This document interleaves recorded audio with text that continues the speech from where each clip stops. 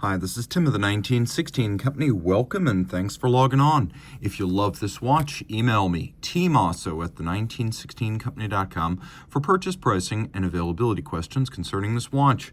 Today we are discussing a 2025 update of a model that originally launched in 2018.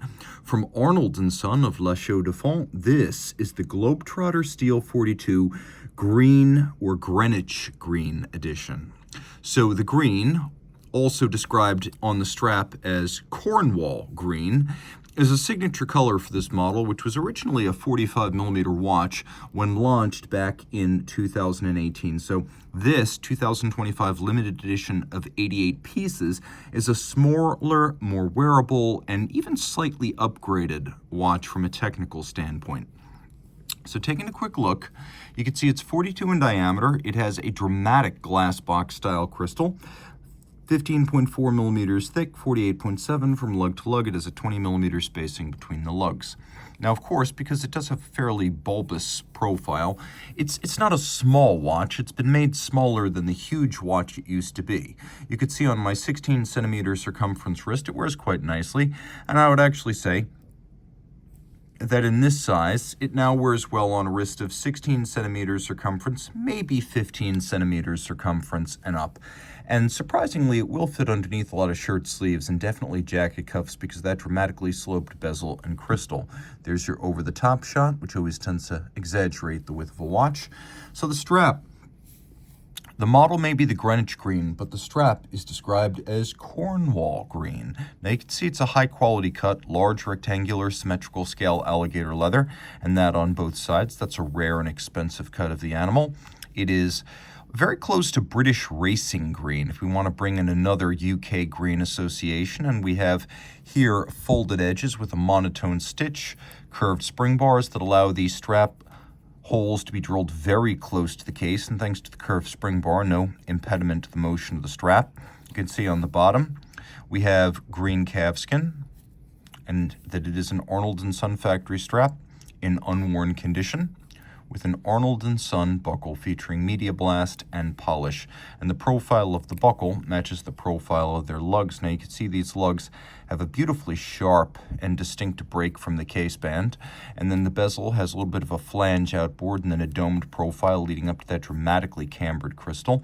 Taking a look at the crown, like the buckle, it too features the Arnold Son logo, calling back to the centuries ago history of John Arnold. But this watch right here is a product of the manufacturer lug-to-lug out of La Chaux-de-Fonds, and they purchased the modern Arnold Son brand, which had been revived by the British masters in the 1990s.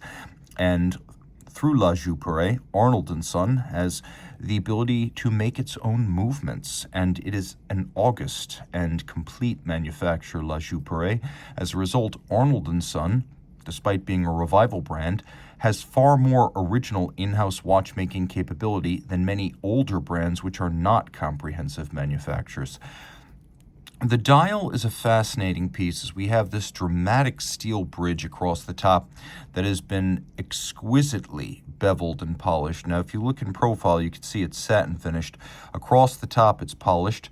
The ruby center represents the geographic North Pole, and then we have a projection of the globe in domed and cambered format as viewed from the top. So this is, of course, the northern hemisphere. As you see, we have these lovely sunray brushed patterns over the gold of the land masses. And then we have an unconventional set of cities, generally not the cities you'll find on a traditional world time reference ring, and keeping in mind where New York is going to be. I'm in New York. We'll just keep everything more or less on the hour for ease of viewing. What you actually do is you line up your current reference city, and remember, for each city included, there is one city excluded. So these gaps between cities do actually represent time zones. And what you want to do is you want to line up your current time zone. We're assuming 24 primary time zones here. Line it up with the current hour out of 24 where you are, and then set the minute. Then, once you've set everything in sync, and see what I mean about setting everything in sync, the world time reference ring moves counterclockwise as the time moves clockwise. You set that reference city next to the current hour, you set your minute. And because the 24-hour scale is fixed and it is the city that moves, that's the opposite of a standard world timer, you want to fix your city next to your current hour first, and then you want to adjust the hour independently.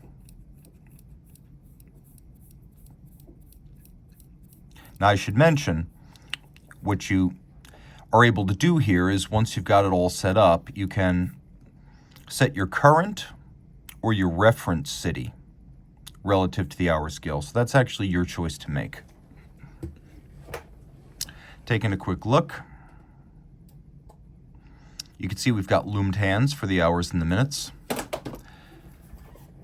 And you can see we have gold screws, polished, used on the front. On the back, we have Arnold Son automatic caliber 6122. It is an automatic winder, and it actually has a longer power reserve than the 6022 that first debuted in 2018 on the 45mm version. That was 45 hours of power reserve. This is now 55, so you get solidly more. It is nicely decorated, and there's a great deal of hand decoration here. In particular, the bevels, as well as the solarization of the ratchet wheel. You can see that we've got a high degree of beveling. We've got a high degree of concentric engine turning on the edges of the bridges. We have both polished and blued screws. We have a lovely sunray motif instead of linear Côte de Genève. Everything emanates from the center. You can see a lovely sort of engine-turned pattern, as well as media blasting and brushing on the rotor itself. And it is a large movement to properly fill this case back. 29 joules, adjusted in the high horology standard of 5 positions. That's used for high horology and also for chronometer testing. And of course, it's a 4 hertz beat rate. It is a modern beat rate. Taking a close look, you can actually see that the ruby at the top is not actually a conventional pivot jewel. Do my best to demonstrate this here.